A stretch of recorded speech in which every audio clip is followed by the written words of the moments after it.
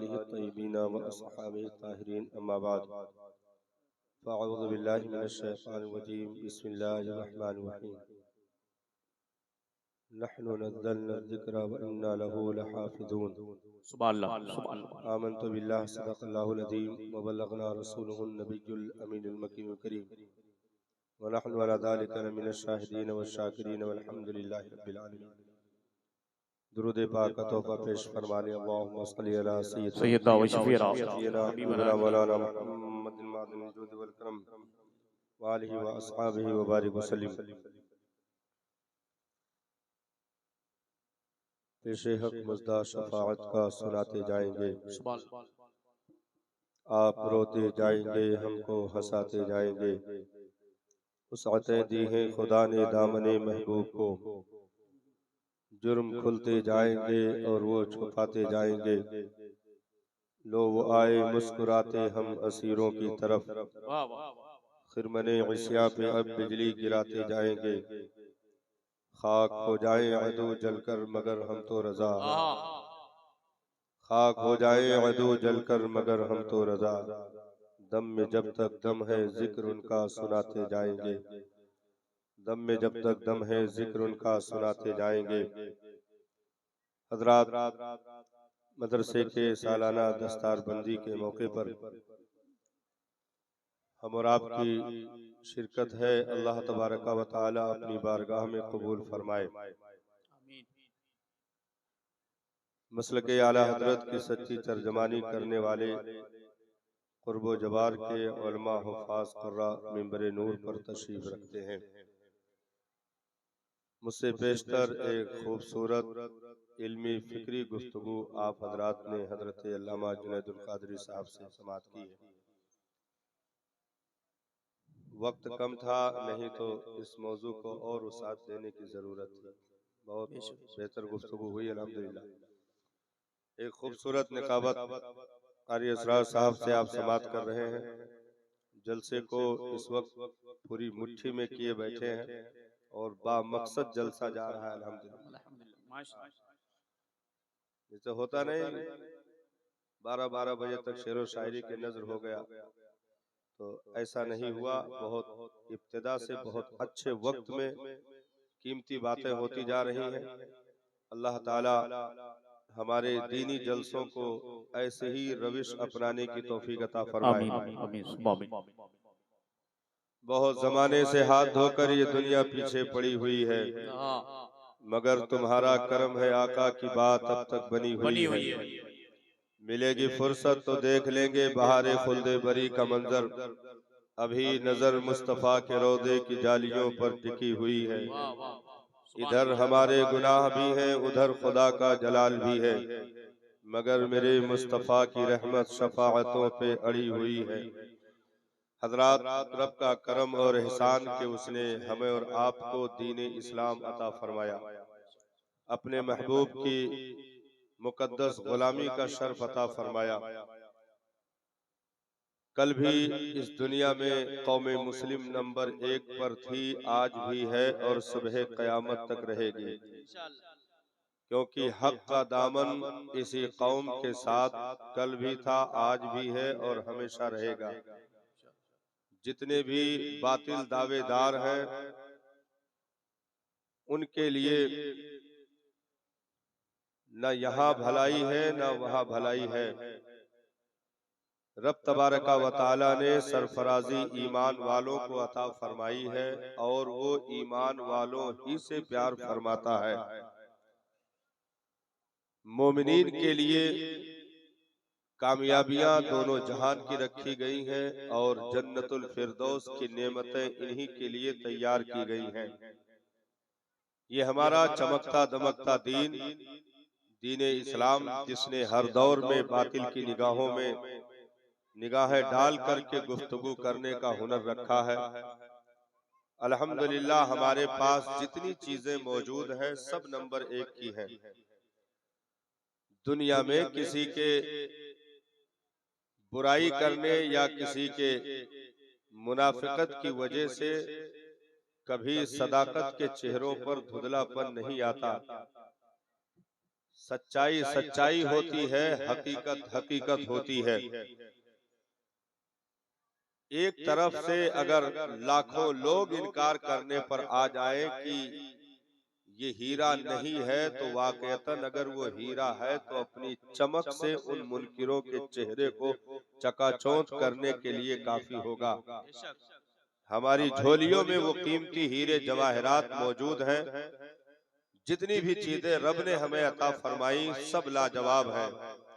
जो किताब अता फरमाई उसका जवाब पूरी कायनात में नहीं, जो मजहब अता फरमाया उसका जवाब पूरी कायनात में नहीं, जो शरीयत अता फरमाई उसका जवाब पूरी कायनात में नहीं, जो नबी अता फरमाया उसका भी जवाब पूरी कायनात में नहीं। सुभान अल्लाह। और इन लाजवाबों से निस्बत की बुनियाद पर परवरदिगारे आलम ने हमें भी ऐसा लाजवाब बनाया कि हमारी तरह या हमारा जवाब सुबह कयामत तक इस पूरी कायनात में नहीं है। आदम से लेकर के ईसा तक जिन नबियों को रब ने उम्मतें अता फरमाई, उन सबों में सबसे आला मकाम मुस्तफा जाने रहमत की उम्मत का कल भी था, आज भी है और हमेशा रहेगा। दुनिया नजर लगाने के लिए हर दौर में नापाक साजिशें रचती रही, और याद रखें हक के अलम बरदारों की अदावत में सांसें लेने वाले कल भी जिंदा थे, आज भी हैं और रहेंगे। दौरे नबवी से लेकर के उससे भी पहले की तारीख देखी जाए और 1400 साल गुजरने के बाद तक यहाँ तक आपको हर मोड़ पर साजिशें नजर आएंगी, हर मोड़ पर बेड़ियां नजर आएंगी, हर मोड़ पर हथकड़ियां नजर आएंगी, हर मोड़ पर मुनाफिकत की दीवारें खड़ी करने वाले लोग नजर आएंगे, और सच्चाई के जो है बढ़ते कदम को रोकने की नापाक साजिशें करने वाले भी मिलेंगे। लेकिन अल्हम्दुलिल्लाह जितनी तेजी के साथ दीने इस्लाम चला था उतनी ही तेजी के साथ आज भी चल रहा है, और ये रफ्तार सुबह कयामत तक बाकी रहेगी, क्योंकि मजहब अपनी तबीयत से नहीं चल रहा है। मुस्तफा जाने रहमत ने वो रवानी अता फरमाई है कि नबी की नबूवत की जलवागरी सुबह कयामत तक है, तो मजहब का रफ्तार भी सुबह कयामत तक है, और इस उम्मत के चेहरों की चमक भी सुबह कयामत तक है। कोई नजर नहीं लगा सकता है इन मुसाफिरों को चलते हुए इस जमीन पर 1400 साल से जायद का अरसा हो गया। ये जो उम्मत बैठी हुई है कायनात में मौजूद है, इन मुसाफिरों को चलते हुए 1400 साल से जायद का अरसा हो गया। हमें कब नहीं रोका गया, पुरपेच रास्तों में, खारदार वादियों में, न जाने कैसे कैसे होशरुबा मैदानों में हमारे पांव में बेड़ियां डालने की कोशिश की गई। वो मक्का की सरजमीन जो मुस्तफा जाने रहमत के दीवानों पर तंग की गई, यकायक आहिस्ता आहिस्ता देखा गया कि दारे अरकम से लेकर के हरम का सफर हुआ, और वहां से लेकर के मदीनतुल मुनव्वरा की मुकद्दस सरजमीन तक इस उम्मत की जलवागरी देखी गई, और फिर वहां से पलटकर 10,000 से जायद की तादाद में फतेह मक्का के दिन सहाबा मक्कतुल मुकर्रमा में हरम में खड़े हुए, काबा का दरवाजा भी खुला है, मुस्तफा जाने रहमत अंदर तशरीफ फरमा है, नमाज पढ़ी जा रही है, सदाए बिलाली गूंज रही है, कलमे की बसुरिया बज रही है। यानी नबी ने बता दिया जो बुगुल जो है सफा की चोटी से बजाया गया है, जो आवाज सफा की चोटी से दी गई है, जो कदम सफा की चोटी से बढ़ाया गया है, ये सुबह कयामत तक बढ़ता ही जाएगा, इसमें कमी नहीं हो सकती है। ये आवाजें कभी मध्यम नहीं पड़ सकती हैं। हाँ, बेसरो सामानी रहेगी, तंग दस्ती रहेगी, गुर्बत रहेगी, फटे कुर्ते रहेंगे, असलहों की कमी रहेगी, हरबो ज़र्ब की कमी रहेगी, लेकिन इसका मतलब ये नहीं है कि ये कभी रोके जाएंगे या इनका मकसद फौत कर दिया जाएगा। नहीं नहीं, बाप हजरत अब्दुल्ला नबी की विलादत से पहले दुनिया दुनिया से चले गए। माँ का इंतकाल नबी के 6 साल की उम्र में होती है और दादा का इंतकाल नबी के 8 साल की उम्र में, यानी मादी सहारों को हटा दिया गया। उसके बाद भी मक्का के छत पर नबी का गुलाम खड़े, काबा के छत पर नबी का गुलाम खड़े होकर के अल्लाह अकबर की सदाएं बुलंद कर रहा है। यानी रब ने ये ऐलान कर दिया कि कुव्वत और ताकत से मजहब को नहीं बढ़ाया जाएगा, बल्कि हक्कानियत की बुनियाद पर मजहब बढ़ते बढ़ते ऐसे पूरी दुनिया पर छा गया कि इस्लाम का परचम लहराया।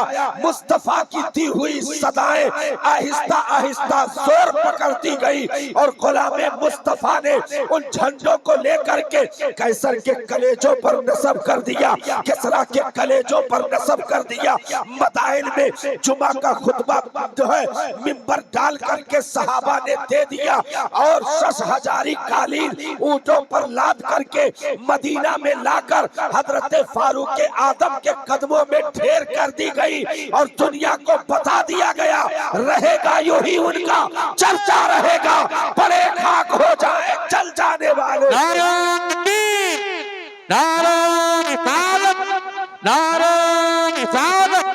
मसलके आला हजरत उलमाए अहले सुन्नत, नारे तकबीर, नारे रिसालत।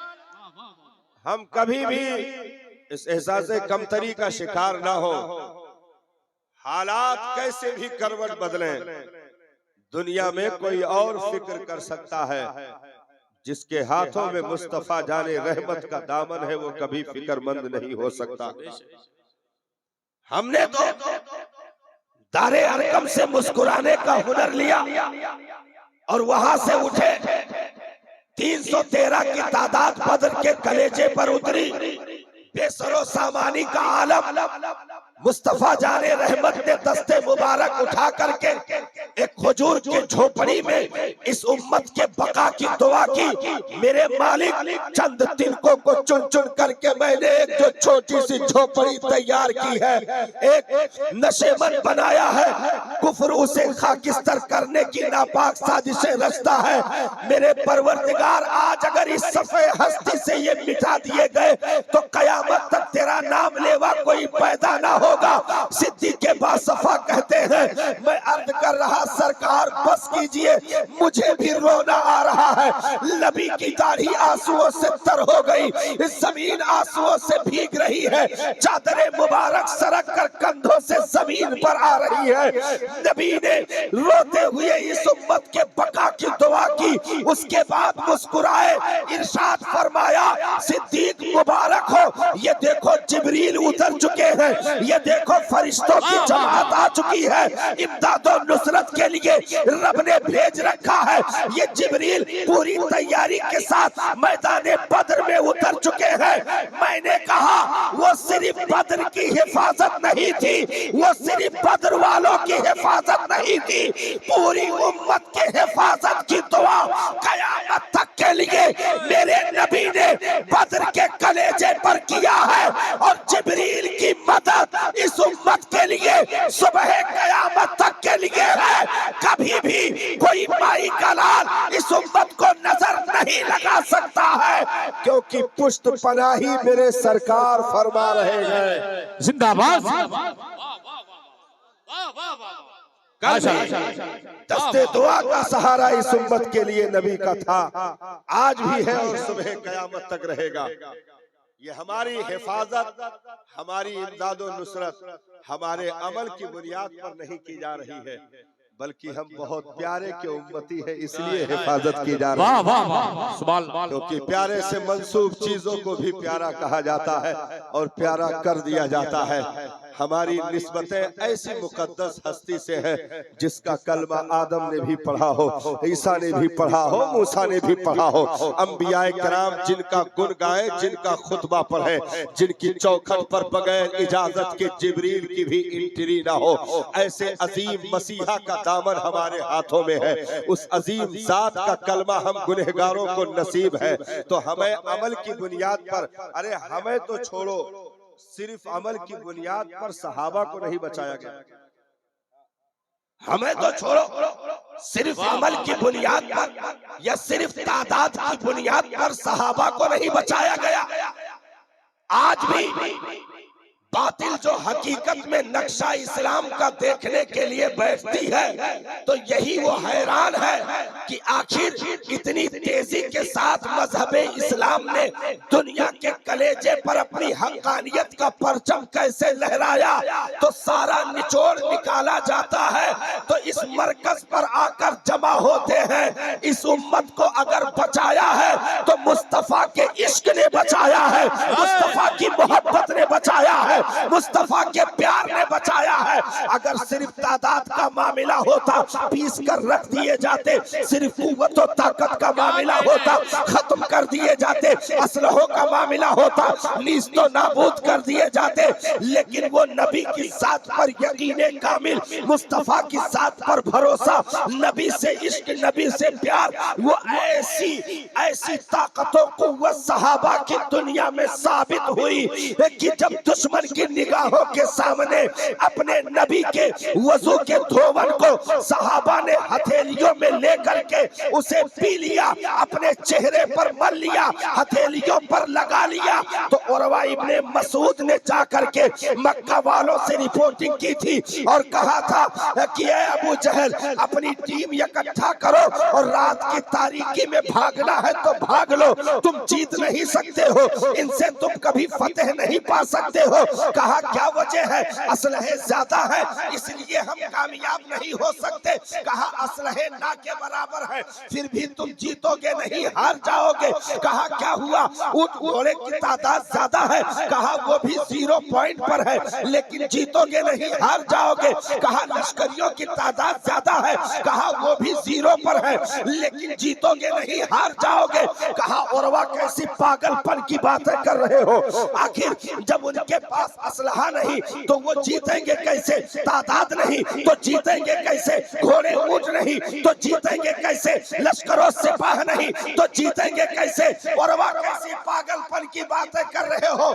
कौन सी ऐसी मकनातीसियत है जिसकी बुनियाद पर वो फतेह पाने जा रहे हैं, वो कामयाब होने जा रहे हैं? तो उरवा इब्ने मसूद ने रिपोर्टिंग की थी, बताया था मैं ऐन उस वक्त मुसलमानों के पैगंबर के पास पहुंचा जो नमाज का वक्त था। मुसलमानों के पैगंबर नमाज के लिए वजू कर रहे थे, उनको मानने वाले सहाबा चारों तरफ घेरा बनाए खड़े थे और लपक लपक करके मुस्तफा अगर हाथों को धुलते थे तो वो उस पानी को अपनी हथेलियों में ले करके कोई चेहरे पर लगाता था, कोई अपनी लबों से चूस लेता था, कोई अपने हथेलियों पर मल रहा था। और हद हो गई, हमने यहाँ तक देखा कि जिनको बराहे रास्त वजू का पानी नहीं मिलता था वो उन सहाबा की हथेलियों से अपनी हथेली को मल रहे थे जिन पर वजू का पानी लगा होता था। अबू जहल, मैं कहता हूँ रात की तारीकी में भागना है भाग लो, नहीं तो पीस कर रख दिए जाओगे। कहा कैसी बातें कर रहे हो? कहा सुनो एक तारीखी जुमला सुन लो, होशियारों से जंग लड़ना आसान है, दीवानों से जंग लड़ना नाको चले चबाना है। नबी ने सिर्फ होशियारों को नहीं बिलाल जैसे दीवानों को मैदान में रखा है, सलमान जैसे मस्तानों को मैदान में रखा है, बुज़र गिफ़ारी जैसे परवानों को मैदान में रखा है, अबू जहल जैसे अबू हुरैरा जैसे मस्तानों को अपने साथ रखा है, सिद्दीक़ अकबर जैसे परवानों को साथ रखा है, हज़रत उमर जैसे दिलवालों को साथ रखा है। तुम कभी भी जंग जीत नहीं सकते, रात में भागना है तो भाग लो। मैंने देखा है कि उनके आंखों के सुर्ख डोरों में तुम्हारी मौतें तैर रही है। अलमनाया तहमिलुल बलाया, मदीना की ऊँटनियां अपनी पीठों पर तुम्हारी मौतें उठाकर लाई है। जब तक कि एक एक आदमी तुम्हारे नली का खून निचोड़ नहीं देगा उस वक्त तक वो मर नहीं सकता है। मैं कहता हूँ भागना है भाग लो, तुम जीत नहीं सकते हो। हालत वही हुई, अबू जहल माना नहीं, 70 ज़बाह कर दिए गए और 70 पकड़ कर मदीना बांध कर लाए गए। और नबी के मस्तानों ने बता दिया कि आज भी हो जो बराहीम सा ईमान पैदा आग कर सकती है, अंदाज़े गुलिस्ता पैदा मोहम्मद से वफा तूने तो हम तेरे हैं। ये जहां चीज है क्या लोहो कलम तेरे सुभान हैं। अल्लाह सुभान अल्लाह सुभान अल्लाह सुभान अल्लाह। वो इसके मुस्तफा की दौलत थी जिसकी बुनियाद पर सहाबा पल पल कामयाबियों की रोशनी पा रहे थे। हर कदम पर कामयाबियां जो है उनके सामने पड़ी हुई थी। कैसरो किसरा के ताज भी लुढ़कते आ रहे थे। बड़ी बड़ी सल्तनतों ने अपनी गर्दनें झुका दी और सहाबा के वो इश्क़े रिसालत और ऐसी दीवानगी जो दुनिया में पहली बार देखी गई। क्योंकि याद रखो पहले दुनिया में मोहब्बत का जलवा देखा गया। आदम से लेकर के ईसा तक तमाम नबियों के दौर में मोहब्बत की जलवागरी रही। लेकिन अगर इश्क की जलवागरी सबसे पहले अगर कहीं देखी गई है तो वो अरब की जमीन है। मुस्तफा जाने रहमत की साथ है। मानने वाले सहाबा की मुकद्दस जमाअत है। इश्क की पहली रोशनी दुनिया में देखी गई। इश्क तेरे सदके जलने से छुटे सस्ते जो आग बुझा देगी वो आग लगाई है। ये मुस्तफा का प्यार था जो उन्हें हर महाज पर कामयाबी दे रहा था। दुश्मन देखकर दंग था कि नबी नमाज के लिए निकले हो। मस्जिद नबवी के दरवाजे पर नबी ने अपनी नालेने मुबारक को जूता शरीफ को उतारा हो। अब्दुल्ला इब्ने मसूद पीछे खड़े हो। उन्होंने नबी के नाल को उठाया हो और उठाकर एक आस्तीन में इधर रखा और दूसरे नाल को इस आस्तीन में रखा। पीछे मस्जिद में पहुंच गए और जाकर के ऐसे ही अल्लाह अकबर कहकर नियत बांध ली। दुनिया घुटनों के बल गिर रही थी। ये कैसा प्यार है, ये कैसा इश्क है जो अपने नबी के नाल को आस्तीनों में रखकर इबादत के आलम में पहुंच जाते हो। ऐसा प्यार, ऐसा इश्क नहीं देखा गया। दुनिया में पहली बार ऐसे मतवाले देखे गए, ऐसे मस्ताने दुनिया में पहली बार देखे गए। वही सहाबा की मुकद्दस जमाअत है। रिवायत दुश्मनों के सामने आ रही है। वो सब हैरान है। मेरे आका ऊंटनी पर तशरीफ फरमा हुए। इरशाद फरमाया आज कजावा किसने कसा है? कल तो है कजावा तुम्हारा कसा हुआ नहीं लग रहा है। सहाबी हाथ जोड़कर निगाहों के सामने है। अर्ज की मेरे आका आज कजावा मैंने नहीं कसा है।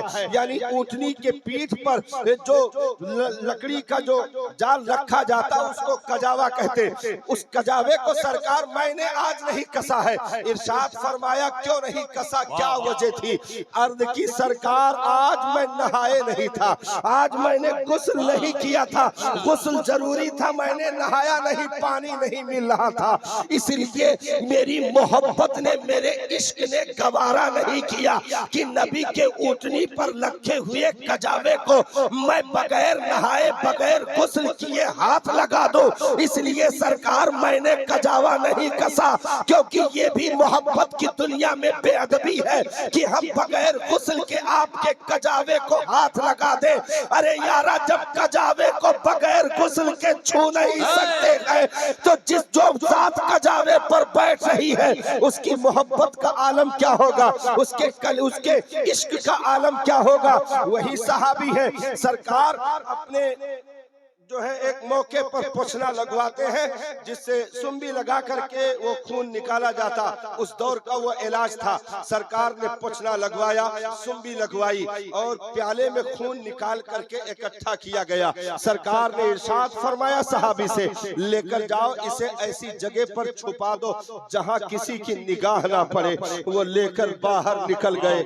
मजलिस लगी हुई, बातचीत चल रही है। कुछ देर के बाद सरकार ने इरशाद फरमाया, देखा कि वो आकर बैठे हुए हैं। इरशाद फरमाया कहो छुपा दिए? उन्होंने अर्ज की सरकार छुपा दिया। कहाँ छुपा दिए? अर्ज की सरकार ऐसी जगह छुपा दिया जहां कयामत तक किसी की निगाह नहीं पड़ सकती। वाह वाह वाह। एक साहब जो देर में आए थे उन्होंने देख लिया था। वो खड़े हुए, अर्ज की सरकार मैंने देखा है दीवार के पीछे ये खड़े होकर पी रहा था। मैंने उस प्याले वो खून जो प्याले में लेकर ये गए थे, मैंने उसे पीते हुए देखा। मेरे आका ने इरशाद फरमाया कि तुमने पी लिया। उन्होंने हाथ जोड़ करके अर्ज की सरकार कहाँ छुपाता कि निगाह न पड़ती। ऐसी जगह छुपा दी है सरकार की कयामत तक किसी की निगाह नहीं पड़ सकती। मेरे आका मुस्कुराए, इरशाद फरमाया, तूने अपने आप को जहन्नम से आजाद कर लिया। सुभान अल्लाह। ये रिवायतें दुश्मनों तक पहुंच रही है कि इस तरह मोहब्बत, इस तरह प्यार कि एक एक कदम पर सहाबा निछावर होने के लिए तैयार हो। तो यही वो ताकत थी अहले ईमान की, जो बहुत तेजी के साथ दुनिया के कलेजों पर कवर करते जा रहे थे और बड़ी तेजी के साथ बढ़ते जा रहे थे। तो क्या दुश्मन खामोश था?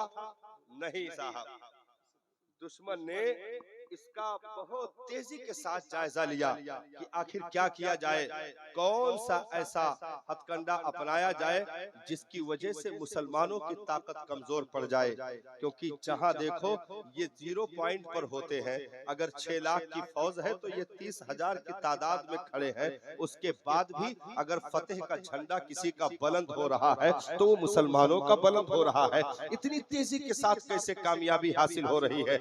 बहुत जायजे तैयार किए गए और इस नतीजे पर पहुंचा गया।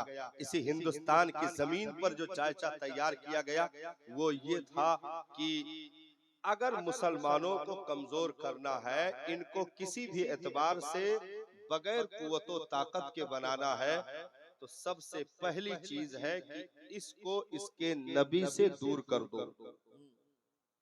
ये जायजा तैयार किया गया और इसे इसी के मजहब से अंगूठा टेक कर दो। यहां से तकरीर शुरू हो रही है, यहां से ये तकरीर शुरू हो रही है। अब तो मैं आपको सैर कराते लाया है इकट्ठा, यहां से शुरू हो। इसके मजहब से इसको अंगूठा टेक कर दो और दूसरी जगहों की तरक्की का ऐसा नशा इसे दे दो कि ये खुद अपनी ही जबान से अपने नबी के तरीके के खिलाफ धरना प्रदर्शन करने लगे। अपनी ही जबान से नबी के तरीके को बुरा कहने लगे। क्योंकि तलवारों का इस्तेमाल करके दुनिया ने देख लिया इस कौम पर। इस कौम पर बहुत सारे हथकंडे अपनाए गए। नबी के खाने में जहर मिलाने से लेकर के खुलफा को कत्ल करने तक इन्होंने सारा आजमाया। शाबे अबी तालिब में तकरीबन 2.5 साल तक कैदो बंद की मुसीबतें झेलने पर मजबूर किया। हरम में ऊंट की ओझड़ियां डाली गई। सहाबा की जिंदगियों को, उनके घेरों को तंग करने की नापाक साजिशें रची गई। बिलाल के कदम में रस्सी, हजरत सुमैया के नाफ के नीचे नेजा, हजरत अम्मार को आग के अंगारों पर लिटाना, ये सब कुछ अपनाया गया। लेकिन इन्होंने रिजल्ट जो देखा, रिजल्ट देखा जाता है ना, हर चीज का रिजल्ट देखा जाता है कि इतना कुछ किया तो रिजल्ट आया क्या। तो रिजल्ट क्या था इनके सामने? बच्चों में सबसे पहले मौला अली ने इस्लाम का कलमा पढ़ा। जवानों में सबसे पहले हजरत सैयदना सिद्दीक़ अकबर ने इस्लाम का कलमा पढ़ा। औरतों में हजरत सैयदा खदीजतुल कुबरा रज़ियल्लाहु ताला अन्हा ने इस्लाम का कलमा पढ़ा। गुलामों में हजरत ज़ैद इब्ने हारिसा ने सबसे पहले इस्लाम का कलमा पढ़ा। इन्होंने हर हथकंडे अपनाए, हर तरीके अपनाए कि किसी भी एतबार से इनकी तादाद रोकी जाए। तलवारों का इस्तेमाल, खुफिया तदबीरों का इस्तेमाल, मुनाफिकत का इस्तेमाल, मस्जिदों तक में घुसकर जाकर नियत बांधकर पीछे खड़े होकर मुनाफिकत करने की जलील हरकतें करने तक सारे हथकंडे अपनाए। लेकिन अभी एक हफ्ता भी नहीं गुजरा था कि वो 4-14 में तब्दील हो गए। और तेजी लगाई गई कि जल्दी करो, कदम रोको। अभी 2 हफ्ते भी नहीं गुजरे थे कि वही 4 जो है 39 में तब्दील हो गए। दारुल नदवा में मीटिंगें रख करके मादल्ला बानिए इस्लाम को के खात्मे का ऐलान, उनको कत्ल करने की नापाक साजिशें। लेकिन जिसको तलवार लेकर के भेजा था उसी ने आकर के अबू जहल के दरवाजे की कुंडी खटखटाई। अंदर से पूछा कौन? कहा उमर। कहा क्या खबर लाए हो? कहा 40वां मैं बनकर आया हूँ। वाह वाह वाह। क्या खबर लेकर आए हो? कत्ल के लिए तुम्हें भेजा गया था, क्या करके आए हो? कहा मामू मैंने कलमा पढ़ लिया है इस्लाम का। अबू जहल उमर के खौफ से दरवाजा नहीं खोला, कहा उमर तूने अच्छा नहीं किया। हजरत उमर नंगी तलवार लेकर के नबी की मायत में निकलकर हरम में आए और इरशाद फरमाया अब खत्ताब के बेटे ने कलमा पढ़ लिया है, जिसे अपनी औरतों को बेवा करवाना हो या बच्चों को यतीम करवाना हो, वो अगर माई का लाल दूध पिया है तो मैदान में आ जाओ। उमर की तलवार जैसे पहले बेनियाम थी, आज भी बेनियाम है और हमेशा बेनियाम रहेगी। तादाद रोकी जा रही थी, ये तो अगर एक सफ में हजरत फारूक आजम जैसे जरी लोग मौजूद हैं तो दूसरी सफ में हजरत अमीर हमजा जैसे दिलावर मौजूद है। वाह वाह वाह तादाद बढ़ती जा रही है। साजिशें, भाई एक आदमी से काम नहीं चलेगा, दो आदमी से काम नहीं चलेगा। ऐसा करो कि पूरे मक्का के सरदारों को इकट्ठा कर लो, फिर मीटिंग दारुल नदवा में। अब की मजलिस मशावरत में इबलीस भी शेख नजदी की सूरत में मौजूद। क्या किया जाए?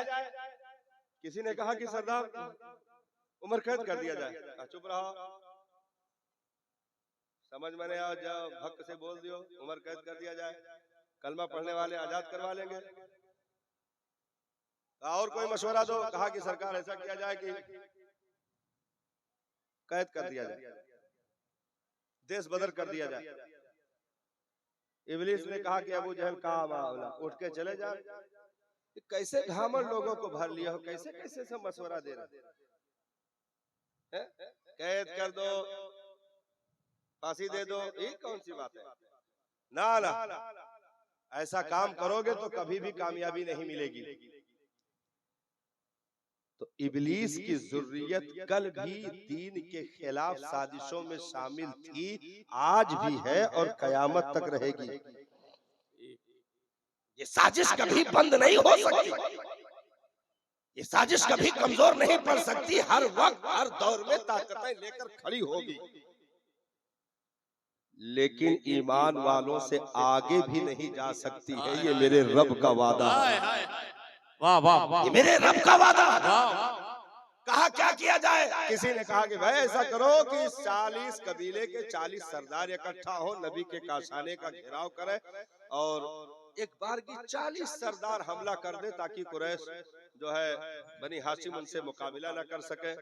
40 कबीलों से कहाँ मुकाबला करेंगे, तो हम लोग खून बहा अदा कर देंगे, कीमत दे देंगे, छुट्टी मिल जाएगी। 40 लोग जाकर काशाने का घेराव कर लिए।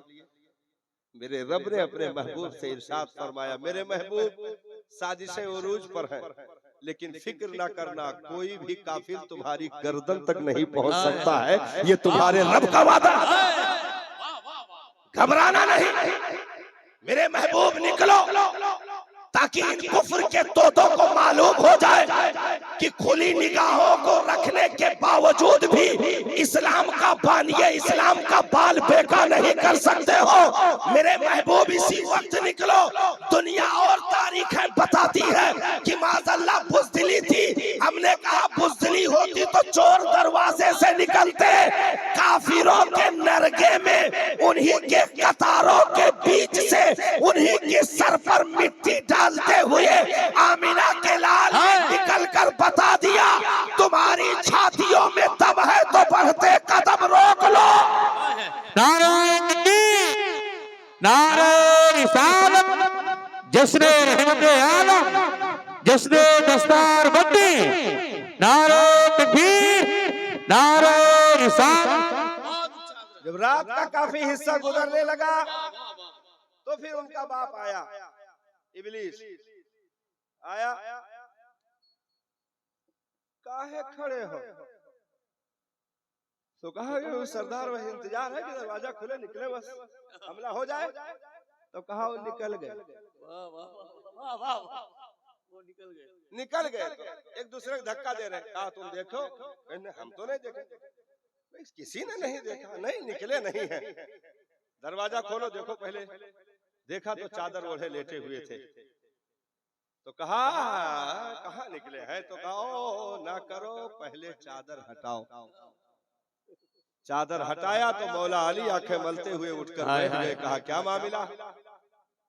मौला अली आंखें मलते उठकर बैठ गए। कहा क्या मामला है? कहा तुम्हारे साहब कहाँ गए? कहा जागो तोहरे पूछो हमसे। हम तो सो रहे थे, हम तो सो रहे थे, हमसे क्यों पूछ रहे हो?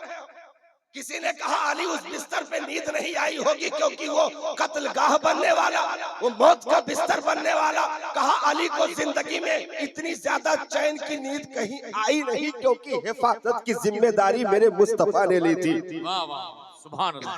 कहा था अली सुबह को उठना, फला फला की अमानतें उनके हवाले करके मदीना तुम भी चले आना। यानी नबी ने सिर्फ बिस्तर नहीं दिया था, अली के जिंदगी की हिफाजत का जिम्मा भी लिया था। नबी चले गए।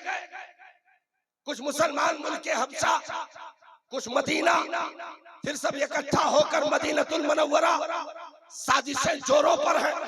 हर तरीके से कदम को रोकने की साजिशें रची जा रही हैं, लेकिन जिन्हें भट्टियों पर डाला गया, जंजीरों में जकड़ा गया, चटाइयों में लपेटा गया, पैर में रस्सियों को बांध करके पथरीली जमीन पर घसीटा गया, कोड़े लगाए गए, पत्थरों का वजन सीने पर डाला गया, उसके बावजूद भी 10,000 से जायद दीवाने मक्का की तरफ पलट कर बता रहे थे ये वो नशा नहीं जिसे तुर्शी उतार दे। ये कदम निकल चुके हैं, ये मंजिल की जानिब सफर जारी हो चुका है, ये मुसाफिर चल चुके हैं। तो जो मुसाफिर दारे अरकम से निकलकर बाहर आए थे और वहां से होते हबशा और मदीना पहुंचे और मदीना से फिर मक्का आए और मक्का से लेकर के मदीना की वादी तक और वहां से लेकर के शाम के बाजारों तक, फिलिस्तीन के वादियों तक, कैसरो किसरा के दरो दीवार तक अगर ये निकलते चले गए तो वही मुस्तफा के कछार के शेरों की तादाद आज भी सामने मौजूद है और कयामत तक ये भीड़ रहेगी। कभी कोई नजर नहीं लगा सकता है क्योंकि इन मुसाफिरों को चलते हुए 1400 साल से ज्यादा का अरसा हो गया। इनके कदम कभी रुके नहीं, कभी ये बहके नहीं। तो उन्होंने सारे हथकंडे अपना लिए, तलवार का सहारा ले लिया, तीर का सहारा ले लिया, कैद का सहारा ले लिया, आग का सहारा ले लिया, मैदान का सहारा ले लिया, कामयाबी नहीं मिली। तो अब एक नई तजवीज सोची गई कि इनको मिटाने के लिए क्या किया जाए, तबाह करने के लिए कौन सा हथकंडा अपनाया जाए। क्योंकि अगर कत्ल पे आओगे तो ये जितना कटेंगे उससे ज्यादा बढ़ेंगे। ये जब मुख्तसर होते होते 72 पे भी आ जाते हैं तब भी 22,000 का कलेजा दहल जाता है, क्योंकि ये नबी के प्यार के मतवाले हैं, उन्हीं के तरीके पर चलने वाले हैं।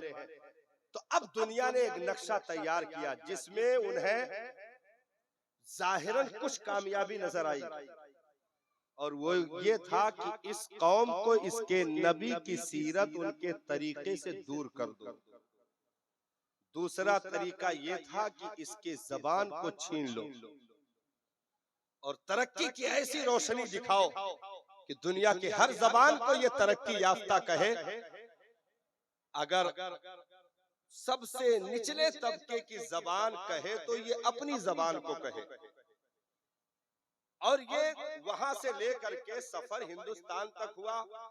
मुगलिया दौर का आखिरी शहंशाह बहादुर शाह जफर के दौर में अंग्रेजों ने हिंदुस्तान पर मुकम्मल कब्जा किया और ये मक्का की जो सियासतें थी वो पूरे उरूज पर हिंदुस्तान में तैयार की गई और चंद दाढ़ी टोपी का सहारा लेकर के पैगंबर के खिलाफ ही मुसलमानों को भड़काने और अमल करने की साजिशें रची गईं। नबी की साथ से इनको दूर किया जाए, क्योंकि जब तक इनके हाथों में इनके नबी का दामन सच्चाई के साथ मौजूद रहेगा उस वक्त तक इस कौम को कोई नजर नहीं लगा सकता। इनकी जबान पर पाबंदी कर दी जाए। और दूसरी चीज, नंबर 1 पर इनके जो पेशवा हैं, इनके रहबर हैं, इनको लेकर चलने वाले लोग हैं, उनको टारगेट किया जाए, इनके रहबरों को टारगेट किया जाए और उन रहबरों को इनकी निगाहों में उनकी जात को कमजोर किया जाए, ये खुद अपनी जबान से मौलवी मुल्ला कह करके उन्हें उनकी बुराई होटलों पर बैठ करके करें, लेकिन दुनिया के हर एक प्रधान विधायक सबका इस्तकबाल करें, अगर कुर्सी से उठकर खड़े ना हो तो ये अपने इमाम के लिए ना खड़े हो, अपने पेशवा के लिए ना खड़े हो, यानी उनको मामूली हैसियत का एक चलता फिरता तीजे 40वें पर पड़ने वाला आदमी करार दे दिया जाए, ताकि जब रहबर नहीं रहेगा तो रहबरी नहीं रहेगी और ये कौम बेलगाम हो जाएगी। फिर जब अपनी तबीयत पर आएगी तो हम रख से इब्लीसी गरम करेंगे और इसे जहां चाहेंगे जिस मैदान में उचक लेंगे, कोई बचाने वाला नहीं होगा, क्योंकि उनको मालूम था, पूरी तारीख उनके निगाहों के सामने है कि इस कौम की नैया जब जब डूबने के करीब आई है तो इन्हीं मस्जिदों मेहराब से आवाजें उठी हैं और इनके ईमानो अकीदे की हिफाजत का जज्बा लेकर के मैदान में अगर कोई सीना सिपर हुआ है तो ये कुरान के पढ़ने वाले थे, हदीस के पढ़ने वाले थे, नबी का इल्म रखने वाले थे, नबी की मोहब्बत रखने वाले थे। जिस दौर में भी इस कौम को मिटाने के लिए चैलेंज किया गया है, उस दौर में कोई करोड़पति सामने नहीं था, कोई अरबपति सामने नहीं था, कोई दुनिया का सियासतदार सामने नहीं था। अगर सामने थे तो इमाम अहमद बिन हंबल की जात थी, अगर सामने थे इमाम शाफई की जात थी, अगर सामने थे इमाम मालिक की जात थी, अगर सामने थे इमाम आजम अबू हनीफा की जात थी। वक्त के शहंशाहों को चैलेंज कर दिया गया, इनको क्या क्या नहीं झेलनी पड़ी, मुसीबतों पर मुसीबतें आई, सलाखों के पीछे डाला गया, कैदोबंद की मुसीबतें दी गई। इमाम अहमद बिन हंबल के पुश्त पर कोड़ा, जख्मों से खून के जो है रसाव और एक एक गोश्त के रेशे उड़ उड़ कर जमीन पर गिर रहे थे। खंभों में बीच चौराहे पर बांध करके कोड़ों का ज़र्ब लगाया जा रहा। इमाम अहमद बिन हंबल से कहा जा रहा, कुरान अल्लाह का कलाम नहीं है, ये मखलूक है मादअल्लाह। इसे इस कुरान को अल्लाह की किताब नहीं कह सकते, अल्लाह का कलाम नहीं कह सकते, ये इंसानों की बनाई हुई चीज है। ऐ इमाम अहमद बिन हंबल, इस पर तुम मोहर लगाओ, इस पर फतवा दे दो। आपने कहा अल कुरान कलामुल्लाह, कुरान तो अल्लाह का कलाम है। बड़ी हैसियत के लोग भी उस दौर में थे, बड़ी जमीनों के मालिकान भी सामने मौजूद थे, लेकिन आवाज अगर उठ रही थी तो इन्हीं मुसल्लों पर बैठने वाले, इन्हीं मदरसों में पढ़ने वाले, इन्हीं काल अल्लाह काल रसूल की जमजमा खानियों में सांसें लेने वालों की आवाजें उठी थी। और जो है तीन तीन जाबिर बादशाहों का नशा इमाम अहमद बिन हंबल ने हिरन कर दिया और इरशाद फरमाया गया कि जो मुस्तफा के मतवाले हैं वो तादाद में 0 पॉइंट पर भी आ जाएंगे तब भी दुनिया नजर नहीं लगा सकती है, क्योंकि इश्क का वो पानी इनकी जिंदगियों को कभी सूखने नहीं देगा। ये चमन हरा भरा रहेगा, इसमें गुल बूटे निकलते रहेंगे। तो ये अंग्रेजों के दौर में तेजी के साथ अमल किया गया कि इस कौम का तरीका छीना जाए। ये कलमा पढ़े अपने नबी का, लेकिन जबान हमारी बोले, कलमा पढ़े अपने नबी का, लिबास हमारा पहने, कलमा पढ़े अपने नबी का, शादी ब्याह में तरीका हमारा अपनाए। अगर कलमा पढ़े अपने नबी का तो ये अपने घर में सोसाइटी में माहौल हमारा रखे, कल्चर हमारा रखे, सोसाइटी में तरीका हमारा रखे। तो यही हुआ, बहुत तेजी के साथ ये नशा असर किया और हमारे ही लोगों ने आहिस्ता आहिस्ता सब कुछ अपनाया। अगर नहीं अपनाया तो कुरान नहीं अपनाया, अगर तालीम नहीं दिलवाई तो किताबुल्लाह की नहीं दिलवाई। अपने बच्चों को महंगे कॉलेजों में, महंगी यूनिवर्सिटियों में लंबी फीसें जमा करने के लिए हम राजी हुए और खुद जा करके तारीख बाई तारीख पैसा जमा करते रहे। पता चला कि जो कॉलेज, जो मदरसा, जो यूनिवर्सिटी, जो स्कूल अभी 5 साल हुए बने हुए, उनके यहाँ जो है संगे मरमर भी लगा हुआ है, गाड़ियां रिसीव करने के लिए भी आ गई है, ऑफिस भी है, एसी कोच जो है रूम भी है और लंबी तनख्वाहें भी है। वहाँ क्या हो रहा है, बिल्डिंग के मेंटेनेंस का पैसा हम दे रहे हैं, ड्रेस का पैसा हम दे रहे हैं, अपनी जो है किताब का कोर्स का पैसा हम दे रहे हैं, गाड़ी का किराया हम दे रहे हैं। हम हर तरीके से रजामंदी जाहिर किए, लेकिन अगर हमने रुख नहीं किया तो इन मदरसों का नहीं किया। आज प्रधान का बेटा इन इदारों में नहीं दिखेगा, विधायक का बेटा इन मदरसों में ने नहीं दिखेगा। गरीब गुरबा तबके के लोगों ने तो लाज बचा रखी है, नहीं तो अगर वो करोड़पति गलती से हो गया तो अपने बच्चे को मदरसे से खींच लेगा, क्योंकि यहाँ तालीम नहीं है, उसे तरक्की नहीं मिल रही है। हमने कहा सुनो, ये दुनिया ने जो नशे का इंजेक्शन दे दिया, अंग्रेजों की बहुत भयानक चाल थी। जबकि अंग्रेजी जबान हिंदुस्तान की जबान नहीं थी, हिंदुस्तान की जबान नहीं थी, लेकिन अंग्रेज हिंदुस्तान छोड़कर चला गया, अपना कल्चर अपनी जबान ऐसे मजबूती के साथ नाफिज करके गया है कि अगर हिंदुस्तान का है तो गुण अंग्रेज का गा रहा है, उसकी जबान का गुण गा रहा है। और अगर अंग्रेजी बोल दिया तो बाकी कुछ भी ना हो, सबसे बड़ा वही माना जाएगा। अंग्रेजी बोल दिया तो मुफ्ती पीछे है, अंग्रेजी वाला आगे है। अंग्रेजी बोल दिया तो आलिम फाजिल पीछे है, अंग्रेजी वाला आगे है। ये अंग्रेजों की साजिशें थी कि इन्हें इनकी जबान का दुश्मन कर दो, इनके कल्चर का दुश्मन कर दो, इनकी लिबास का दुश्मन कर दो, इनके मदरसों और इदारों की रौनकें छीन लो, क्यों निकलने वालों को ताने दो, उनकी जिंदगियों को टारगेट करो और कहो कि इनका फ्यूचर खराब हो गया, इनकी मुस्तकबिल चली गई, इनकी फैमिली कैसे गुजारा करेगी, 6-7 हजार रुपए महीने तनख्वाह पाते हैं, इनके बीवी बच्चे कैसे जिएंगे, सब तो मर जाएंगे, फिर क्यों पढ़ाते हो इन मदरसों में। आओ मेरे कॉलेज में, मैं तुम्हें देता हूँ इब्तिदा ही से, उस जो है नौकरी में सैलरी 25,000 से शुरू होगी, 30,000 से शुरू होगी। हमने महंगी गड्डियों और रुपयों के पीछे दौड़ लगा दी, इदारों से अपनी नस्लों को खींचना शुरू कर दिया। लेकिन याद रखो प्यारे, नतीजा निगाहों के सामने है, क्योंकि दुनिया किसी कौम को तबाह करने के लिए वो अंग्रेजी नहीं मिटाएगी, वो तुम्हारा लिबास नहीं मिटाएगी, वो तुम्हारा वजूद नहीं मिटाएगी, बल्कि तुम्हारी जबान को मिटा करके, तुम्हारे रहनुमाओं को दूर करके, तुम्हें दुश्मन बना करके, तुम्हें अपने इदारों से दूर करके खड़ा कर देगी। फिर आहिस्ता आहिस्ता तुम्हारे जिस्मों से रूह निकाली जाएगी, खोखले हो जाओगे, तादाद ज्यादा होगी, मुर्दा रह जाओगे, तादाद ज्यादा होगी, फिर भी ताकतें खत्म हो चुकी होगी, दुआएं ज्यादा होगी, कबूलियत जा चुकी होगी, हाथ ज्यादा उठेंगे लेकिन कोई फायदा नहीं होगा। फिलिस्तीन के लिए दुआ होगी, कबूल नहीं होगी, फला के हिफाजत की दुआ होगी, कबूल नहीं होगी, क्योंकि हमारे अंदर से रूह निकलती जा रही है, हमारे नबी का कल्चर निकल गया। आज शादी अगर करे तो 3-3 किलोमीटर दूर तक हरामकारियां, रोडों पर भांगड़ों पर रक्स सुरूर और तवाइफों का जमावड़ा, नोटों की गड्डियां उछाली गई, 20-20 हजार की आतिशबाजी करके आग लगाई गई। अगर उसमें नहीं दिखा तो नबी की सीरत नहीं दिखी, नबी की सुन्नत नहीं दिखी, नबी का कायदा नहीं दिखा, इस्लाम का कानून नहीं दिखा, शरीयत के कवानीन नहीं दिखे।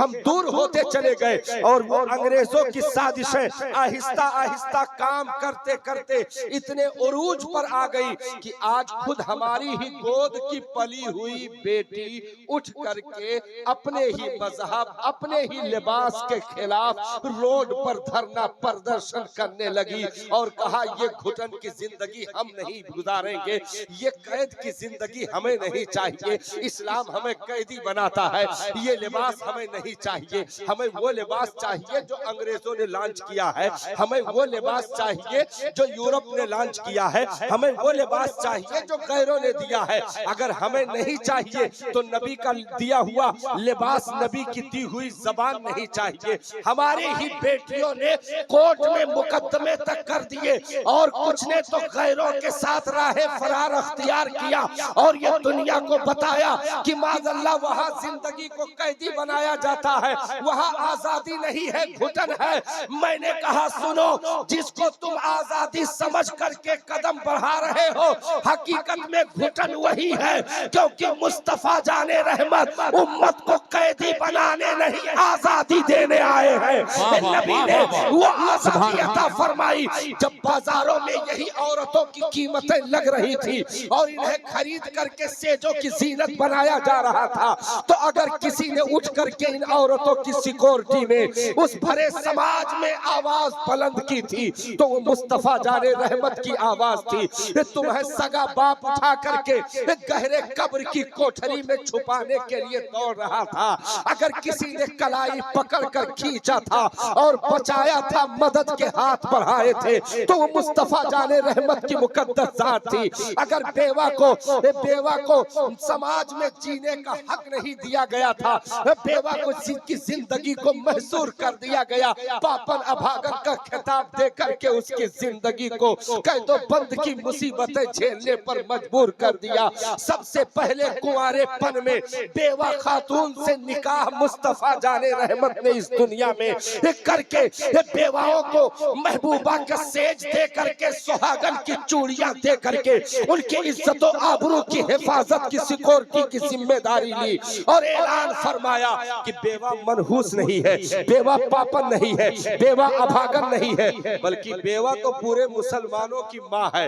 बेवा ही से, उसके बतन से मेरी नस्ल चलेगी। तो और उम्महातुल मोमिनीन काशाने में आई, लेकिन अगर मुस्तफा जाने रहमत की नस्ल चलती है तो सैयदा खदीजा के मुकद्दस बतन से आने वाली औलादों से चलती है, खातूने जन्नत के औलादों से चलती है। और दुनिया में ये ऐलान कर दिया नबी ने कि औरतों के हुकूक को खबरदार कोई दबाएगा नहीं, खबरदार उन्हें छिड़कना नहीं, खबरदार इन्हें उफ भी न कहना। यही वो औरत है जिसके कदमों में जन्नत खींच करके मुस्तफा जाने रहमत ने छुपा दिए और इरशाद फरमाया, हर औलाद की जन्नत उसके माँ के तलवे के नीचे है। जो बेटा अपने माँ के तलवे को चूमे, उसको राजी करे, मोहब्बत के साथ उसके चेहरे को देखे तो उसे हज्जे मकबूल का सवाब अता किया जाएगा। यही वो इस्लाम है जिसने औरतों को सफे अव्वल में खड़ा किया और इरशाद फरमाया गया, ये तुम्हारे घरों की मालिकिन है, ये तुम्हारे आंगनों की जीनत है, ये तुम्हारे घरों की रौनक है, खबरदार इनका दिल न दुखाना। और ऐसे वैसे नहीं, अगर बेटी बन करके यही औरत है तो माँ बाप को जन्नत मिल रही है, अगर बीवी बन करके यही औरत है तो शौहर को बशारतें मिल रही है, अगर माँ बन करके यही औरत है तो इसके कदमों में खुद जन्नत छुपाई गई है।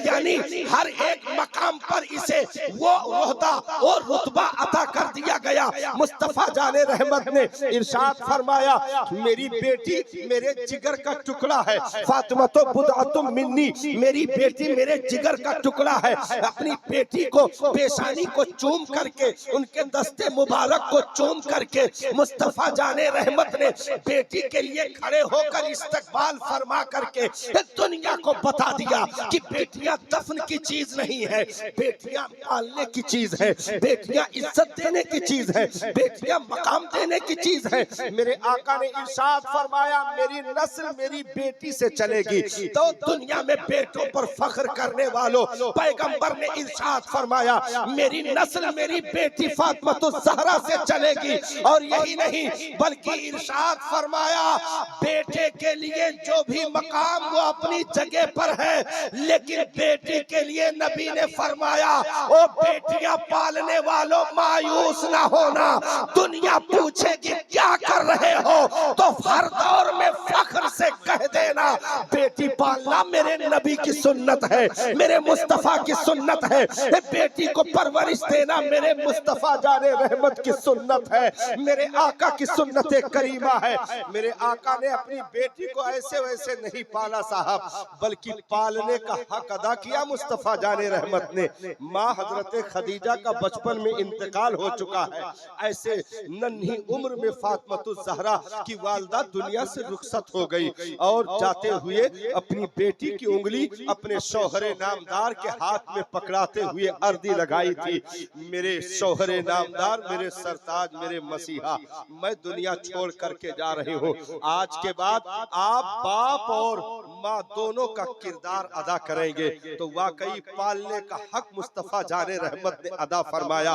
और ऐसे वैसे नहीं बल्कि बेटी को जब रुखसत किया है अली के चौखट तक मुस्तफा करीम ने, तो बेटी ने भर्राई हुई आवाज आवाज में मुस्तफा जाने रहमत की तरफ मुतवज्जे हो करके डबडबाई निगाहों से देखा। मेरे आका ने इरशाद फरमाया, मेरी बेटी फातिमा फिक्र ना करना, जो रूए जमीन पर सबसे बेहतर था उस अली के निकाह में मैंने तुझे दिया है। मेरे आका ने चौखट पर जा करके प्याले में दम फरमा कर बाजुओं पर छिड़काव किया और बरकत की दुआएं बेटी के चौखट पर मुस्तफा करीम ने करके दुनिया वालों के उठते सवाल के मुंह पर तमाचा दिया और इरशाद फरमाया, तुम क्या औरतों की सिक्योरिटी करोगे, तुम क्या औरतों की हिफाजत करोगे, तुमने तो उनके जिस्मों से फायदा उठाने की हर दौर में नाजायज कोशिशें की, नापाक साजिशें की। आज भी तुम्हारी हवस के वही ठिकाने हैं। तुम आज भी ऑफिस में बदनिगाही, बड़ी बड़ी ड्यूटियों में बदनिगाही, बड़ी बड़ी फैक्ट्रियों में बदनिगाही, सफर के दौरान बदनिगाही, यहाँ तक कि एयर जो है फ्लाइट में एयर होस्टेस की नौकरी करते हुए भी उनकी इज्जतें खतरे में। आज हर एक तरीके से औरत के ऊपर निगाहें उठी। पेपर उठाकर देखिए, रोजाना आपको ऐसे इज्जतों के तार को बिखेरने वाले वो दागदार कहानियां आपको सैकड़ों की तादाद में पढ़ने निकलने वाले अखबारों में न्यूज मिलेगी। लेकिन कोई माई का लाल बता नहीं सकता है कि दौरे सहाबा में जहां से औरतों के हिफाजत का नारा लगाया, उस दौर से लेकर के आज तक इस्लाम का कलमा पढ़ने वाला वाकईतन नबी के सच्ची गुलामी का पट्टा अपनी गर्दन में डालने वाला, इसके समाज में औरत के ऊपर ऐसी अत्याचार की गई हो, खबरदार, ये कभी भी नहीं हो सकता है। तुम तालीम का नाम लेकर के औरतों को खींचना शुरू किया, ड्यूटी का नाम दे करके कहा कि भाई मर्द भी कमाएगा, औरत भी कम नहीं है, औरत भी कमाएगी। अच्छा, औरतों ने मान भी लिया कि हाँ हम हो कमाबे। जल्दी परस टांग टांग के कमाओ। कितना कमाओ? क्या कमाने गए थे? दीन नहीं, दुनिया। दुनिया भी बराबर न मिल सकी। कमा करके जो लौटे तो जिल्लत हाथ आई थी, रुसवाई हाथ आई थी, बेइज्जती हाथ आई थी, बदनिगाही हाथ आई थी। और ऐसी भी कहानियां निगाहों के सामने मौजूद हैं कि कमाते कमाते ऐसा कमाया कि दूसरा शौहर भी कमा लिया। हाँ, ये बौराहू ड्यूटी करावत रहे, घर ही बैठा रहेगी। हाँ, ये ड्यूटी करवावत रहे, घर ही बैठा रहेगा। सब कुछ साफ हो गया। हमने कहा इस्लाम ऐसी तरक्की नहीं देता है, बल्कि आज तक इस्लाम ने ये कानून नहीं दिया कि बेटी वाला जाकर गली कूचों में रिश्ता ढूंढे, फिर अपनी बेटी को सजा संवार करके ले जाए बेटे वाले के यहाँ और कहे मेरी बेटी कबूल कर लो। नहीं, इस्लाम ने कानून दिया, ओ बेटों पर फख्र करने वालों, तुम अपने बेटे को तैयार करके नहला धुलाकर दूल्हा बना करके अपने घर से निकलकर लंबा सफर करके बेटी के दरवाजे तक, उसकी चौखट तक जाओगे। अपने साथ में समाज के जिम्मेदारों को ले जाओगे और वहीं बैठकर बेटी की चौखट पर इजाजत मांगोगे कि बेटी ये आया है, अगर इजाजत हो तो इसे आज दूल्हे का हुक्म दे दिया जाए। क्योंकि बगैर इजाजत के कोई सेहरा पहनने से दूल्हा नहीं बनता है। बगैर इजाजत के, न तो रोज हमरे दूल्हा बना रही है, खाली सेहरा पहने से क्यों दूल्हा बनता है? जब तक बेटी इजाजत ना दे किसी को, उस वक्त तक दूल्हा बन ही नहीं सकता। तो दूल्हा भी अगर बना है तो वो भी बेटी का सदका है। इजाजत मांगी जाती है। तुम लोगों के इजाजत नहीं मांगी जाती का? ऐसे चौंक के देख रहे हो जैसे दूसरे मुल्क का कानून बयान कर रहे हैं। इजाजत क्या इजाजत मांगी जाती है? बेटी, बहुत सारे लोग 100-150 की तादाद में भी आए हैं। दूल्हा भी है, उसका बाप भी है, उसका भाई भी है, उसका मामू भी है, उसका फूफा भी है, उसका चचा भी है, सब लोग हैं। बेटिया अगर इजाजत हो तो बात आगे बढ़ाई जाए।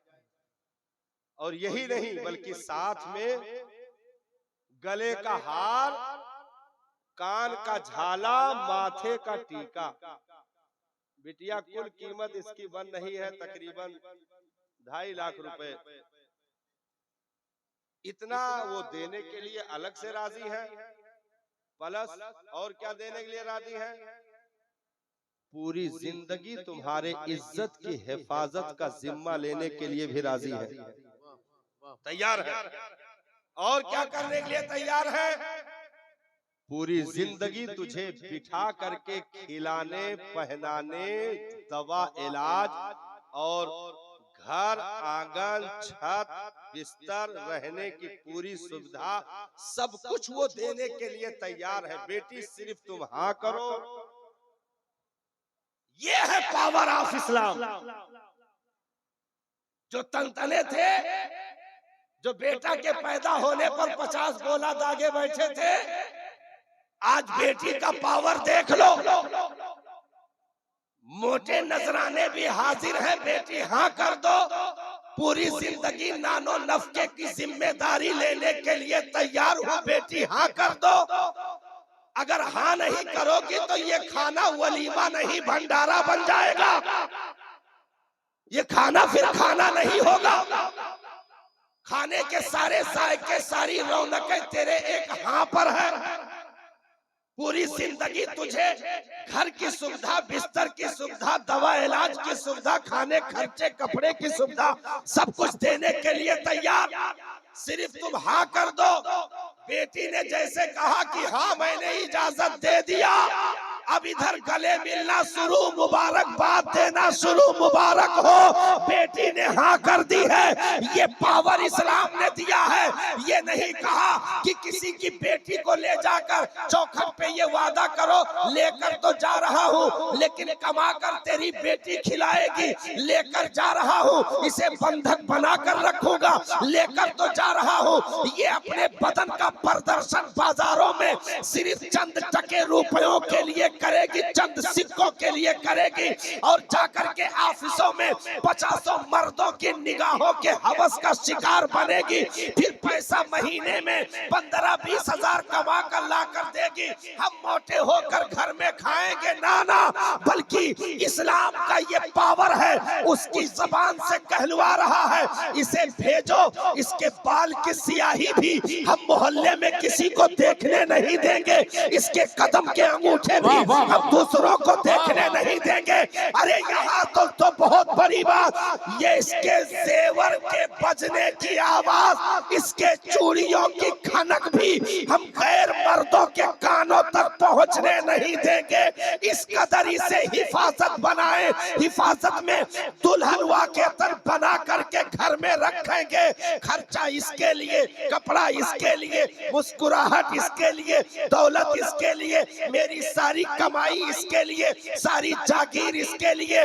मैंने कहा दुनिया में कोई ऐसा कानून किसी मजहब का हो तो बताओ, जिसमें पैगंबर इस्लाम ने औरत को ऐसा पावर, ऐसी अथॉरिटी और ऐसी सिक्योरिटी अता फरमाई है कि औरतें आज भी घर की मलका हैं और कयामत तक इंशाअल्लाह मलका रहेंगे। जिंदाबाद जिंदाबाद। माशाल्लाह। तो ये वाह वाह वाह।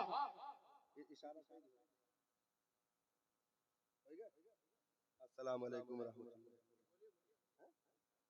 थोड़ा और बोल दे का।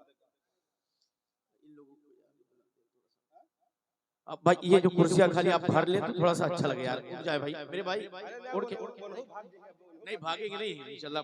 अब उड़ के आ गया, आ जाए, अब आ जाए यार। ये बीच में जो इतना खला, ये अच्छा नहीं लगा, इसको पूरा कर ले आप। अरे कुछ लोग इस्तिंजा करे गए हैं, ये तो कहीं हमारी कुर्सियां चका ली हो, लड़ाई ना हो जाए भाई। नहीं लड़ाई नहीं होगी, बैठ जाने दीजिए जरा थोड़ा सा। तकरीर तो अभी शुरू नहीं हुई यार, ये तो हम दूसरे मौजूद बोल रहे थे। हाँ, तकरीर शुरू करने वाले हैं, 1-2 घंटे शुरू कर देंगे। तकरीर अभी कहाँ शुरू? ये साजिश थी गैरों की कि मुसलमानों की निगाह में उसी के मजहब को बुरा बना दो। ये सबकी कामयाबी का नारा लगाए, अगर बुराई करे तो अपने मजहब की, अपने कानून की, अपने सोसाइटी की, अपने नबी के सीरत की, अपने इल्म की, अपने मदरसों की, अपने उलमा की। और ये जहर का इंजेक्शन आहिस्ता आहिस्ता काम किया। क्योंकि उन्हें मालूम था अगर इस कौम की डायरेक्ट गर्दन मारी जाएगी तो ये दोबारा दूसरे जज्बे के साथ उठकर खड़ी हो जाएगी, क्योंकि ये तारीखें भी हमारी मौजूद रही हैं। तातारियों का हमला जब बगदाद की जमीन पर हुआ, बगदाद का दरियाए दजला का बंद तोड़ दिया गया, 1.25 लाख मुसलमानों की लाशें तहखानों से निकाली गई, कुतुब खानों में आग लगा दिया गया, 40-40 रोज तक दजला का पानी काला होकर के बहा, सब कुछ तबाह कर दिया और ऐलान कर दिया जो कोई मुसलमान का पता बताएगा उसको इनाम इकराम दिया जाएगा। ढूंढ ढूंढ करके एक एक कलमा पढ़ने वालों को मार दिया गया। उन्होंने सोचा था कि अब ना इस्लाम रहा ना मुसलमान रहा। ये बगदाद की एक तारीख रही है, बगदाद की एक तारीख रही है कि ना इस्लाम रहा ना मुसलमान रहा। लेकिन जैसे ही ताता उनके जो है पादरियों ने उठ करके मादअल्लाह नबी की शान में गुस्ताखी करना शुरू की, खेमे की चोप से, सोने की जंजीर से कुत्ता बंधा हुआ था, भौंकने लगा। फिर उसने गुस्ताखी की, फिर भौंका, यहाँ तक कि जंजीर तोड़कर उस जालिम के गले की नली पकड़कर लटक गया। जब तक वो पादरी मर नहीं गया उस वक्त तक उसने छोड़ा नहीं। ये एजाज देखकर तातारी फौजियों में से 40,000 लोगों ने इस्लाम का कलमा पढ़ लिया। सुभान अल्लाह, सुभान अल्लाह, सुभान 40,000 लोगों ने इस्लाम का कलमा पढ़ लिया। डॉक्टर इकबाल ने कहा था तू ना मिट जाएगा ईरान के मिट जाने से, पासबा मिल गए काबे को सनम खाने से। तो ये हमारी तारीख रही है। इस कौम को अगर कमजोर किया जा सकता है तो गर्दन जदनी से नहीं, बल्कि कमजोर इसी सूरत में ये हो सकता है कि ये जिंदा रहे मजहब में, लेकिन मजहब के खिलाफ रहे, कलमा पढ़े नबी का लेकिन सीरत के खिलाफ रहे। और ये साजिश पूरे तौर पर आज ये मान लीजिए कि 90% मुसलमानों पर कामयाब हो रही है। 90% हम सब कुछ करने के लिए तैयार हैं, लेकिन अपने मजहब के कानून पर चलने के लिए हम तैयार नहीं हैं। भाई जिस कौम से 5 वक्त के नमाजों की हिफाजत नहीं हो पा रही, यहाँ तक कि कुछ लोगों ने जुमा तक छोड़ दिया, कलमा पढ़ेंगे नबी का लेकिन नहीं मानेंगे तो उन्हीं का तरीका, छोड़ दिया। सजदों से दूर, अपनी औलादों को इन तालीमात से दूर, मदरसों से दूर। अभी कुछ देर में इंशाअल्लाह उन बच्चों के सरों पर दस्तार सजाई जाएगी जिन्होंने इस कौम की आबरू रख ली है। अपने कलेजे की तख्तियों पर 6,666 आयतों को नोट करके दुनिया में बड़ी बड़ी यूनिवर्सिटियों और कॉलेजों में 10-10 लाख रुपए पानी की तरह बहाने वालों के मुंह पर थूक दिया है और कहा तुम इतनी रकमें दे करके भी इंसान न बन सके। हमने 0 पॉइंट खर्च किया, बहुत कम समय में मैंने आलमी रिकॉर्ड तोड़ दिया है कि आदम से लेकर के ईसा तक किसी की उम्मत में किताबों का हाफिज न हो सका। आज मजहब की किताब का हाफिज तुम्हारी निगाहों के सामने खड़ा है। सुभान अल्लाह। किसी की उम्मत में भी मजहब की किताब का हाफिज कोई उम्मती न हो सका। आज भी दुनिया में इस्लाम को छोड़कर जितने भी मज़ाहिब हैं, धार्मिक किताबों के ज़बानी याद करने वालों की तादाद 0 पर है। कोई ज़बानी आज तक सुना ना सका। अगर पूरी दुनिया में सीना ठोक करके कोई कह सकता है तो इन मदरसों में पढ़ने वाले तलबा अभी जिनके सर दस्तार सजाई जाएगी वो सीना ठोक करके पूरी दुनिया को चैलेंज कर सकते हैं। इधर आओ प्यारे, हुनर आजमाए, तीर आजमा हम जिगर आजमाए। तुम क्या समझे हो मुस्तफा के दीवाने कमजोर हो गए हैं। अगर चंद लोगों ने गैरों के तरीकों पर चलना शुरू कर दिया है, इसका मतलब ये नहीं कि मजहब चला गया है। मजहब के चिराग इन्हीं इदारों की चटाइयों से कल भी रोशन किए जा रहे थे, आज भी रोशन किए जा रहे हैं और इंशाअल्लाह ये रोशनी बढ़ती रहेगी, घट नहीं सकती है। क्योंकि मदरसा ये मौलाना का नहीं, मुस्तफा का घर है। मस्जिद ये किसी कमेटी का नहीं, रब का घर है। न रब जाने वाला है न नबी जाने वाले हैं, तो न उनका ये घर जाने वाला है न उसका वो घर जाने वाला है। यहाँ सजदों की तरबियत दी जाती है, मस्जिद में सजदा किया जाता है, यहाँ सजदे की ट्रेनिंग होती है, मस्जिद में सजदा अदा किया जाता है। इसलिए हम और आप अपने करीब जहाँ जिन मदरसों से जुड़े हैं उससे और लगाव पैदा करें, मदरसों में जाकर वहाँ की जरूरतें पूछें। अगर तलबा इस साल कम फारिग हुए तो दूसरे साल कोशिश करें इसका डबल तादाद फारिग हो, अपने बच्चों को जोड़ें, क्योंकि यही वो जबान है जो सिर्फ जबान और दिमाग नहीं दिल तक असर रखती है और कब्र में भी मुस्कुराएगी। नबी ने इरशाद फरमाया, इन हाफिजों का कलेजा जमीन की मिट्टी खा नहीं सकती है और कल बरोसे हश्र वो एजाज मिलेगा। मन हफिजुल कुरान व अमिला बिमा फी उलबिसा वालिदाहु ताज यौमल क़ियामा ज़ौहु का ज़ौइ शम्स। जिसने कुरान को ज़बानी याद कर लिया, उसके फरमुदात पर अमल पैरा हुआ, बरोज़े हश्र उसके माँ बाप को वो ताजे ज़र्री पहनाया जाएगा जिसकी रोशनी चांदो सूरज की रोशनी से कहीं ज्यादा होगी। अल्लाह ताला हमें हमारी औलादों को इस एजाज से मुशर्रफ फरमाए। अस्सलाम वालेकुम रहमतुल्लाहि व बरकातहू। सुभान अल्लाह। बहुत अच्छी गुफ्तगू खतीब सुन्नत नाशिर मसलकी आला हजरत हज़रतुल्लाह हज़रत अल्लामा कमालुद्दीन साहब की बिला की हुई है। आप इत्मीनान और सुकून के साथ बैठे, आपने ऐलान के जरिए जो कहा है वो तमामी हजरत आ चुके हैं। चंद ही लम्हों के बाद औलाद गौसे आज़म पीर तरीक़त रहबर राह शरीयत हुजूर सैयदी आकाई मौलाई हुजूर शाह सैयद आसिफ फिरदौसी साहब की बिला की मिंबरे हुजूर पर आमद होगी इंशाअल्लाह। मनाज़िर अहले सुन्नत खलीफे हुजूर ताजुश शरिया हज़रत अल्लामा हज़रत अल्लामा मुफ्ती अख्तर हुसैन साहब की बिला अलीमी की भी आमद होने वाली है। आप अभी तकरीर के दरमियान देखा एक बहुत कम उम्र में बहुत ही तेजी के साथ सफर करने वाला वो सनागर मिंबर नूर पे तशरीफ लाया है, जिसे हम नहीं बल्कि पूरा हिंदुस्तान अदब और एहतराम के साथ जनाब समीर रजा इलाहाबादी के नाम से जानता और पहचानता है। मैं बड़ी तेजी के साथ गुजारिश कर रहा हूँ कि हजरत माइक पे तशरीफ लाएंगे। इन मिसरों के साथ कि जिस्म को चाक करे दर्द बढ़ाए जाए, हिज्र आइशा की कलेजे को चबाए जाए, मैं उसे प्यास में पानी कहता रहा पानी पानी, और वो मुझे सूरह रहमान सुनाए जाए, और वो मुझे सूरह रहमान सुनाए जाए। मैं गुजारिश कर रहा हूँ बड़ी तेजी के साथ भाई समीर इलाहाबादी से को माइक पे तशरीफ लाए और नबी की सराखानी करे।